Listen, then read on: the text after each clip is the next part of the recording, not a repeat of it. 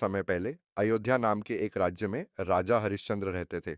वे अपनी सत्यनिष्ठा और ईमानदारी के लिए प्रसिद्ध थे। उनकी प्रजा उन्हें बहुत प्रेम करती थी क्योंकि वे हमेशा न्याय और सत्य के मार्ग पर चलते थे। एक दिन महान ऋषि विश्वामित्र ने राजा हरिश्चंद्र की सत्यनिष्ठा की परीक्षा लेने का निश्चय किया।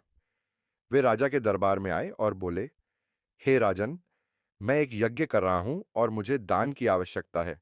क्या आप मेरी इच्छा पूरी करेंगे? राजा हरिश्चंद्र ने तुरंत कहा, हे ऋषि, आप जो चाहे मांग सकते हैं। मैं आपकी हर इच्छा पूरी करूंगा। ऋषि ने मुस्कुराते हुए कहा, तो मुझे आपका पूरा राज्य चाहिए। सत्य के प्रति अपनी प्रतिज्ञा निभाते हुए हरिश्चंद्र ने अपना सिंहासन, महल और धन संपत्ति ऋषि को सौंप दी।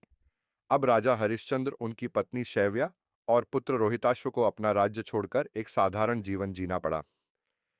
निर्वासन का जीवन जीविका चलाने के लिए हरिश्चंद्र ने श्मशान घाट में एक दाह संस्कार के कार्यकर्ता का काम स्वीकार किया। उनका काम था वहां आने वाले लोगों से दाह संस्कार के लिए शुल्क लेना। एक दिन उनके पुत्र रोहिताश्व बीमार पड़ गए और उनका देहांत हो गया। शैव्या अपने पुत्र का अंतिम संस्कार कराने श्मशान घाट पहुंची, लेकिन हरिश्चंद्र, जो अपने कर्तव्य के प्रति प्रतिबद्ध थे, बोले, हे शैव्या, नियम के अनुसार मुझे आपसे दाह संस्कार का शुल्क लेना होगा। शैव्या, जो पहले ही सब कुछ खो चुकी थी, बोली, हे स्वामी, मेरे पास देने के लिए कुछ भी नहीं बचा है। मेरे पास सिर्फ यह साड़ी है जिसे मैं अर्पित कर सकती हूं। दैवीय हस्तक्षेप।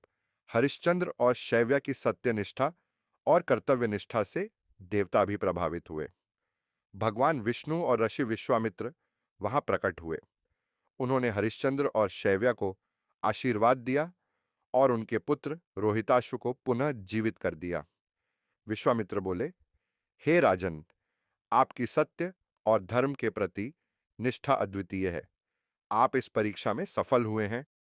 इसके बाद हरिश्चंद्र और उनका परिवार अयोध्या लौट आया और उन्होंने और भी अधिक बुद्धिमत्ता और करुणा के साथ राज्य का शासन किया। कहानी की सीख। सत्य और धर्म के मार्ग पर चलना कठिन हो सकता है, लेकिन यह अंततः महान फल देता है।